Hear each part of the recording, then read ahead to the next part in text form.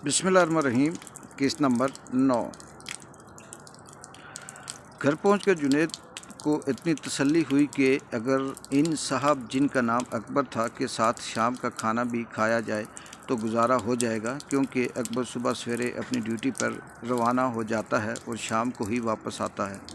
जुनैद ने अपनी किताब खोली और इसे पढ़ना शुरू कर दिया, मगर इसका दिल नहीं लग रहा था। कराची के हालात दिन ब दिन ख़राब होते जा रहे थे।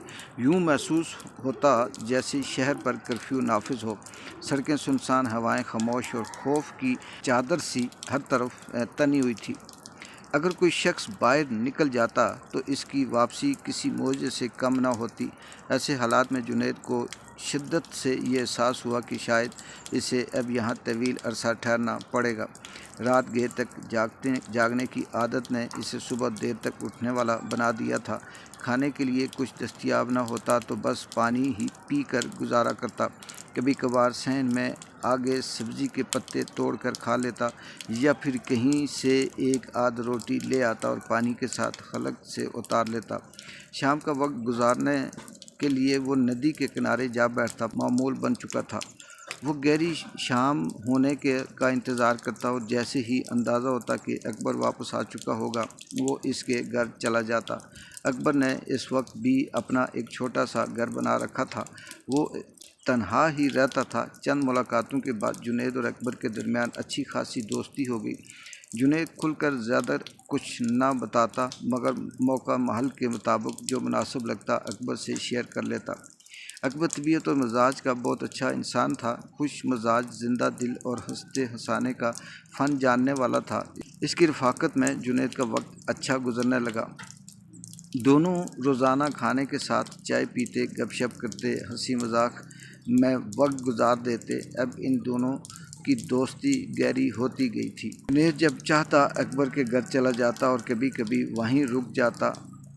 एक दिन जुनैद होटल पर गया और वहाँ अखबार पढ़ी, जिसमें लिखा था कि कल फ़लाँ क्लास का फ़लाँ पे पर्चा होगा। पहले तो वो खुश हुआ, मगर तफसील में पढ़ने पर मालूम हुआ कि ये इसका पर्चा नहीं था। इसका सिर्फ अंग्रेज़ी का पर्चा बाकी था, जो अभी तक शेड्यूल में शामिल नहीं हुआ था। इसने एक लंबी आह भरी। इसके चेहरे पर अफसरदगी के साए लरज़ने लगे, मगर कर भी क्या सकता था। हालात के हाथों वो बेबस था। अब तक जुनैद कराची की गलियों, बाज़ारों और रास्तों से वाकिफ़ हो चुका था। इसे यकीन होने लगा था कि अगर वो कहीं अकेला जाएगा तो वापस आने का रास्ता भूलेगा नहीं। एक रोज़ वो दोबारा मार्केट गया, शायद कोई काम मिल जाए, मगर किस्मत ने इसका साथ न दिया। इसकी हालत और हुलिया कुछ ऐसा था कि दुकानदार, होटल वाले इसे शक की निगाह से देखते थे। इन्हें हैरत होती कि इतना स्मार्ट लड़का इस तरह के काम क्यों मांग रहा है। कहीं ये किसी खुफिया मिशन तो नहीं। लोगों की नज़र में छुपे सवालात इसे मज़ीद बेचैनी में मुब्तला कर देते। मायूस होकर वो वापस घर आया। गर्मी की शिद्दत से बेहाल था।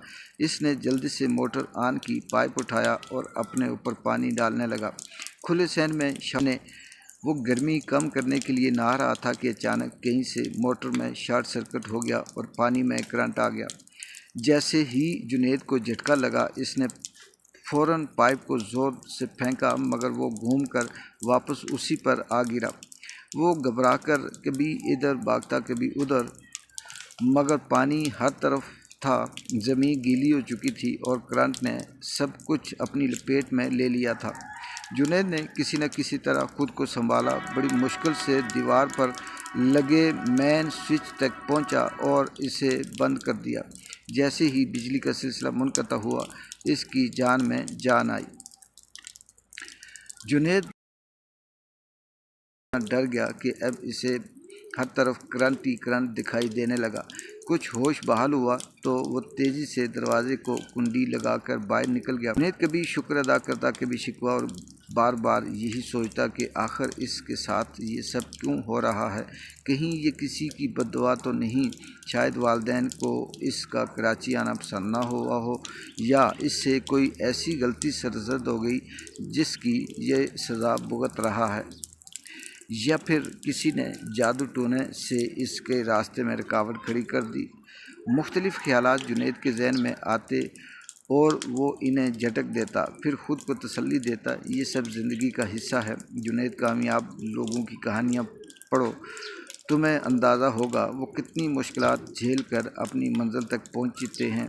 گھبراؤ مت، جب تم بھی ایک بڑے آدمی بن جاؤ گے تو اپنی کہانی بڑے فخر سے سناؤ گے اور لوگ تمہاری مثالیں دیا کریں گے۔ یہ خیالات جنید کے حوصلے کو پھر سے تازہ کر دیتے۔